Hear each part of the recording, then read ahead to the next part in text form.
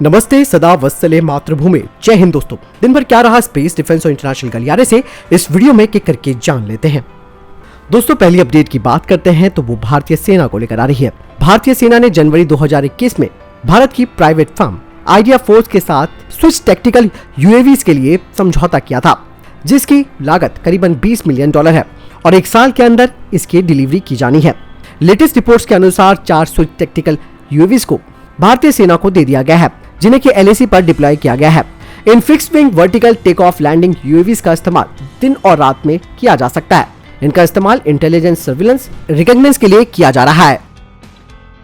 बढ़ते हैं अपडेट की तरफ, जो कि आ रही है भारतीय वायुसेना को लेकर। भारत के सशस्त्र बलों में मौजूद चीता और चेतक हेलीकॉप्टर अब काफी पुराने पड़ चुके हैं। चीन के साथ मौजूदा गतिरोध और पाकिस्तान के साथ लगातार तनाव के बीच सेना ने जल्द से जल्द इनकी जगह नए हेलीकॉप्टरों को लेने के लिए भारत सरकार से अप्रोच किया है।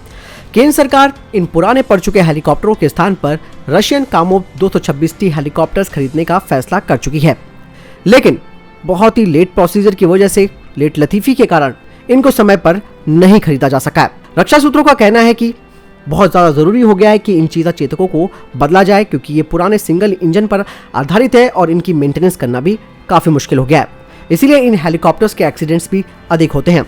वहीं सोर्सेज का कहना है कि चीन के साथ उत्तरी सीमा के साथ साथ पाकिस्तान के साथ सियाचिन ग्लेशियर, साल्टोरो रिज क्षेत्र में चीता चेतकों का ऑपरेशनल उपलब्धता 50% तक कम हो चुकी है। पुराने चीता चेतकों का टेक्निकल लाइफ 2023 में समाप्त हो जाएगी। ऐसे में बहुत जरूरी हो गया है कि हमें नए हाल के हेलीकॉप्टर्स की सख्त जरूरत है।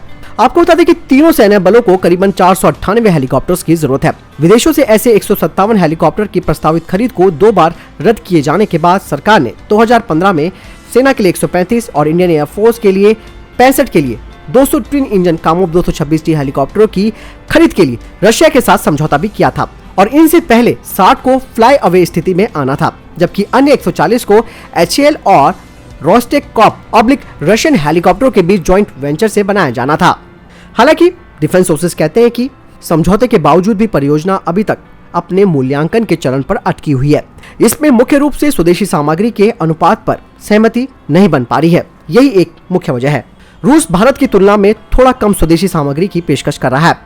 वहीं सेना के लिए एक और 126 स्वदेशी LUH और इंडियन एयरफोर्स के लिए 61 हेलीकॉप्टर्स बनाने के लिए एक अलग HAL परियोजना भी वर्षों से लटकी हुई है।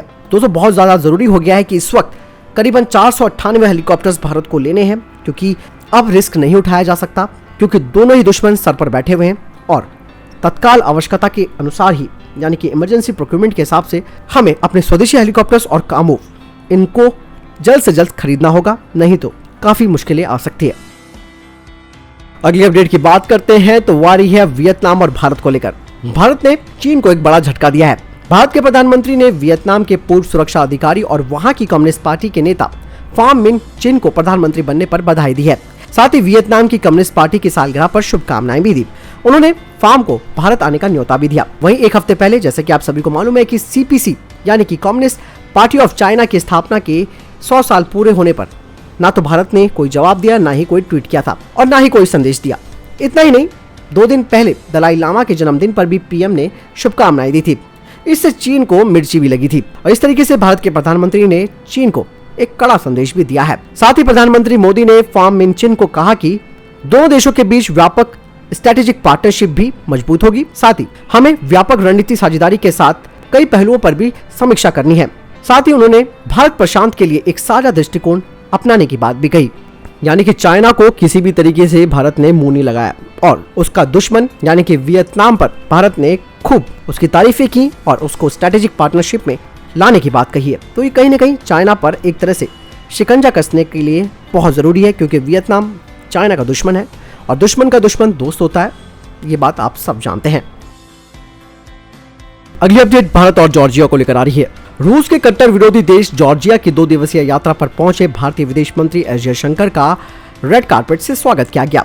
साथ ही राजधानी तिबिलिसी के एयरपोर्ट पर जयशंकर को रिसीव करने के लिए खुद जॉर्जिया के विदेश मंत्री डेविड पहुंचे। 1991 में सोवियत संघ से आजादी पाने के बाद ये भारतीय विदेश मंत्री की पहली जॉर्जियाई यात्रा है। इससे पहले रूस के नाराज होने के डर से किसी भी भारतीय नेता ने जॉर्जिया की यात्रा नहीं की थी।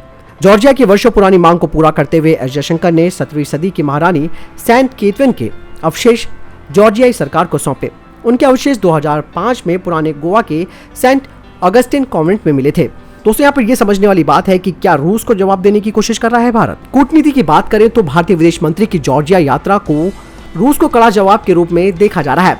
आज से पहले रूस को नाराज न करने के उद्देश्य से भारत जॉर्जिया के साथ संबंधों को बढ़ाने से बचता आया है, लेकिन इसके बाद एस जयशंकर की इस यात्रा को भारतीय कूटनीति में एक बड़ा बदलाव माना जा रहा है।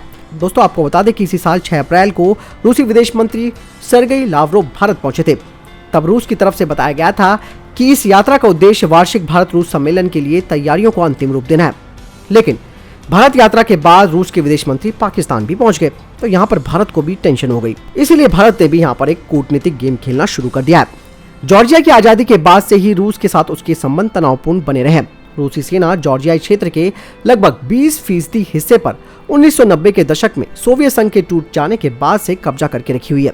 इस क्षेत्र में दक्षिण ओसेशिया और अबखाजिया का क्षेत्र शामिल है, जहां के लोग आज भी रूसी पासपोर्ट पर यात्रा करते हैं। 2008 में दोनों देशों के बीच जंग भी हो चुकी है। जॉर्जिया अमेरिका का सहयोगी देश है और इस कारण भी उसका रूस के साथ तनाव बढ़ा हुआ है। आपको बता दें कि भारत के साथ संबंधों को लेकर रूस शुरू से पाकिस्तान से किनारा करता आया है, लेकिन 2009 के बाद भारत और अमेरिका के बीच जब घनिष्ठ संबंध बने तो बेचैनी रूस में आ गई और रूस ने पाकिस्तान के साथ अपने संबंधों को मजबूत करना शुरू कर दिया। और यही कारण है कि भारत के लाख विरोध करने के बावजूद भी रूसी सेना ने पाकिस्तान के साथ संयुक्त युद्ध अभ्यास भी किया है और आगे भी ये करते रहेंगे। तो यानी कि कूटनीतिक दांवपेच बहुत तगड़ा यहाँ पर भारत ने खेला है, क्योंकि जरूरी भी है रशिया को भी हमें उतना ही सीमित करना चाहिए जितना कि वो है। जब वो पाकिस्तान पहुंच गया तो आप समझ सकते हैं कि भारत के लिए कितनी बड़ी ये टेंशन इसने दी है। यही नहीं दोस्तों, पाकिस्तान और रशिया के बीच गैस पाइपलाइन का समझौता भी हो चुका है और जल्द ही उस पर काम शुरू हो जाएगा और इसमें दोनों देश मिलकर पैसा भी लगा रहे हैं। तो कहीं ना कहीं ये कनेक्टिविटी गैस पाइपलाइन की भी इनकी बन चुकी है। तो आप समझ सकते हैं कि दोनों देशों के बीच यानी कि पाकिस्तान और रशिया के बीच संबंध गहरे होते जा रहे हैं। तो ऐसे में टेंशन भारत को भी है। तो भारत ने भी जॉर्जिया के साथ अपने रिलेशंस को मजबूत करना शुरू कर दिया है। जिस तरीके से भारत ने ग्रीस के साथ अपने संबंधों को मजबूत किया है, क्योंकि टर्की को भी जवाब देना है, क्योंकि टर्की जरूरत से ज्यादा भारत के अंदर दखलंदाजी करता है। तो इसीलिए अब भारत ने कोशिश ये करी है कि भैया, जैसे कि मैंने बताया कि दुश्मन का दुश्मन दोस्त होता है, तो ऐसे में भारत ने जैसे चाइना को काउंटर करने के लिए वियतनाम को बहुत सपोर्ट कर रहा है भारत।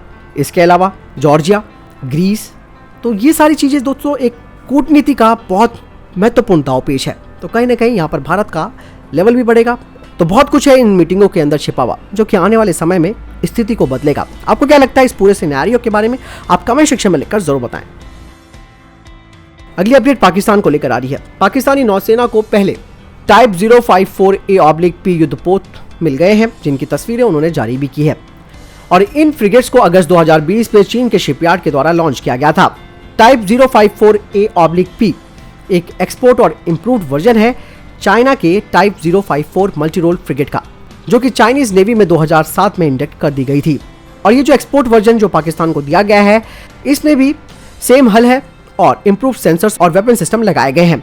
टाइप 054A 140 मीटर लंबी और इसका डिस्प्लेसमेंट है 4000 टन का और इसकी रेंज है 4000 नॉटिकल मील्स तक और इसकी स्पीड है 18 नॉट्स की। यानी चाइना के टाइप 054A फ्रिगेट में 32 VLS यानी कि वर्टिकल लॉन्च सिस्टम सेल्स हैं, जो कि HQ-16 surface to air missile को दाग सकते हैं। इसके अलावा इस पे H/PJ 26 76 mm मेन गन भी लगाई गई है।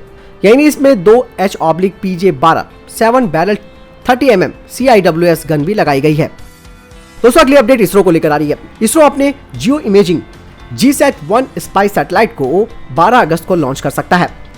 यही नहीं दोस्तों, इस साल 28 फरवरी को ब्राजील के अर्थ ऑब्जर्वेशन सैटेलाइट एमेजोनिया 1 और 18 अन्य सैटेलाइट्स को PSLV C-51 मिशन के द्वारा सफलतापूर्वक अंजाम दिया गया था। हालांकि काफी लंबे समय से GSAT का प्रक्षेपण रुका हुआ है, जिसकी वजह से इसके लॉन्च में देरी भी हुई है।